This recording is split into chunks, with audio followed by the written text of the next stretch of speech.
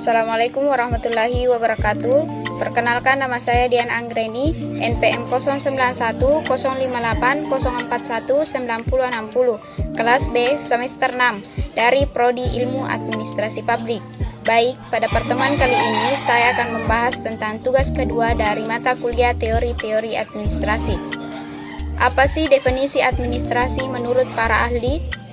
Definisi administrasi menurut para ahli dalam negeri. Yang pertama, menurut Dr. Sondan Siagian, administrasi dapat didefinisikan sebagai keseluruhan proses kerjasama antar dua orang manusia atau lebih yang didasarkan atas rasionalitas tertentu untuk mencapai tujuan yang telah ditentukan sebelumnya.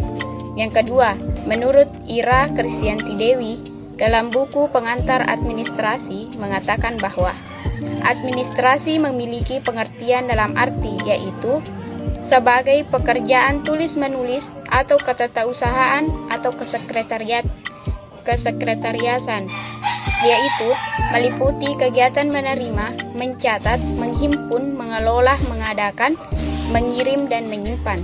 Yang ketiga, menurut Parayudi Atmosudirjo, administrasi adalah pengendalian dan penggerakan dari suatu organisasi sedemikian rupa sehingga organisasi itu menjadi hidup dan bergerak menuju tercapainya segala sesuatu yang telah ditetapkan oleh administrator, yakni kepala organisasi. Yang keempat, menurut Munawardi Reksohabdiprowiro, dalam arti sempit, administrasi berarti pemerintah, termasuk pengaturan setiap rapi dan sistematis, serta penentuan fakta dan ditulis dengan tujuan memperoleh pandangan yang komprehensif dan keterkaitan antara fakta dengan fakta lain. Yang kedua, menurut Wijana, administrasi adalah kombinasi dari semua negara biaya rendah dan tinggi menjalankan pemerintah dan polisi pelaksanaan. Menurut pengertian administrasi menurut para ahli luar negeri. Yang pertama, George Terry. Administrasi adalah pengendalian, pengorganisasian kerja serta mobilitas mereka yang menerapkannya untuk mencapai tujuan yang telah ditetapkan. Yang kedua, menurut William Leffingwell dan Edwin Robinson. Menurut keduanya, pengertian administrasi adalah suatu bagian dari ilmu manajemen yang berkaitan dengan pelaksanaan pekerjaan perkantoran secara efisien, kapan dan di mana pekerjaan tersebut harus dilakukan. Yang ketiga, menurut W.H. Evans, administrasi adalah fungsi yang berkaitan dengan manajemen dan arah semua tahap operasi perusahaan dalam bahan pengelolaan informasi, komunikasi, dan memori organisasi. Yang keempat, menurut M.E. Dimock dan G.O. Dimock, administrasi negara merupakan bagian dari administrasi publik yang memiliki bidang yang lebih luas, yang merupakan studi tentang bagaimana lembaga-lembaga mulai dari keluarga untuk percaya bangsa-bangsa disusun, digerakkan, dan dikemudikan. Yang kelima, menurut John M. Pfeiffer dan Robert V., administrasi negara adalah proses yang berkaitan dengan pelaksanaan kebijakan-kebijakan pemerintah, keterampilan bimbingan, dan teknik-teknik yang tidak terbatas jumlahnya, memberikan arah dan tujuan untuk mencoba sejumlah orang. Kemudian selanjutnya, perbedaan administrasi negara dan administrasi publik. Administrasi negara diartikan hanya sebagai negara. Hal ini berarti aktor atau pelaku administrasi hanya dilakukan oleh pemerintah atau birokrasi saja, agen tunggal.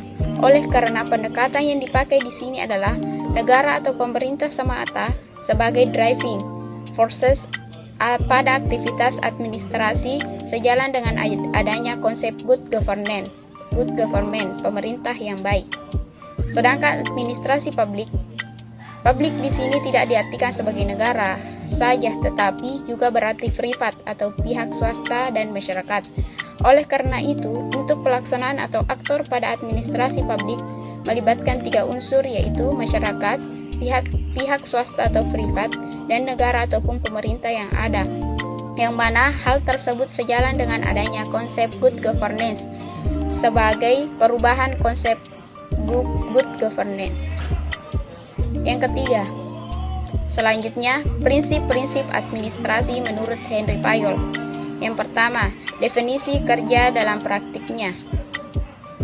Definisi kerja dalam praktiknya, karyawan memiliki spesialis di bidang yang berbeda dan mereka memiliki keterampilan yang berbeda. Tingkat keahlian yang berbeda dapat dibedakan dalam bidang pengetahuan atau generalis hingga spesialis. Yang kedua, wewenang dan tanggung jawab. Untuk menyelesaikan sesuatu dalam organisasi, manajemen memiliki wewenang untuk memberikan perintah kepada karyawan, tentu dengan otoritas ini muncul tanggung jawab. Yang ketiga, disiplin. Prinsip ketiga dari 14 prinsip manajemen ini adalah tentang kepatuhan atau kedisiplinan.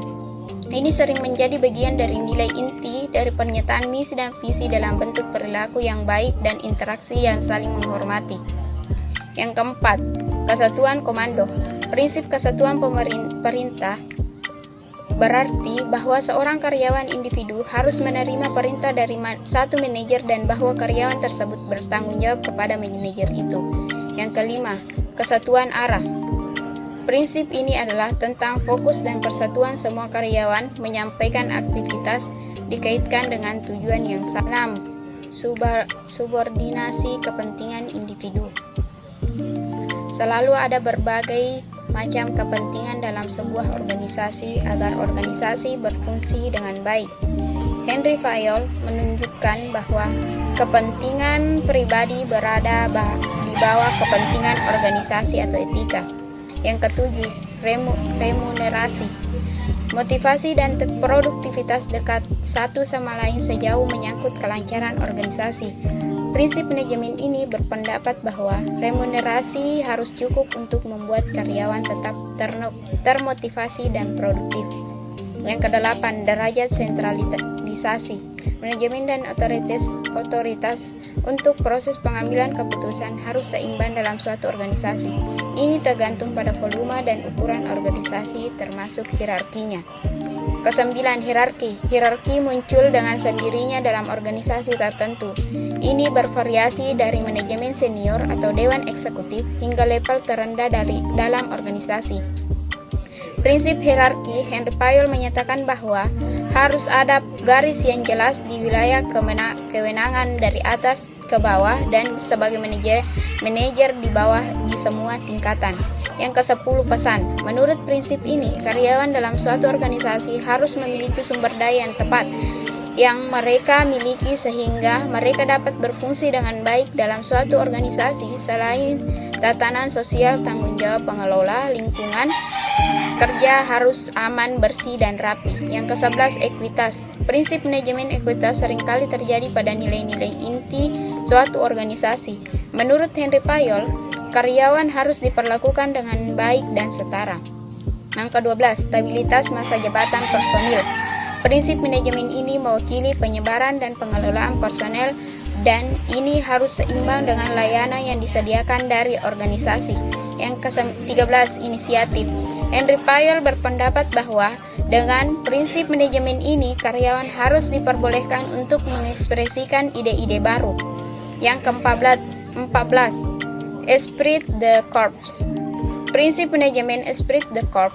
Dari 14 prinsip manajemen terakhir yang berarti berjuang untuk keterlibatan dan kesatuan karyawan.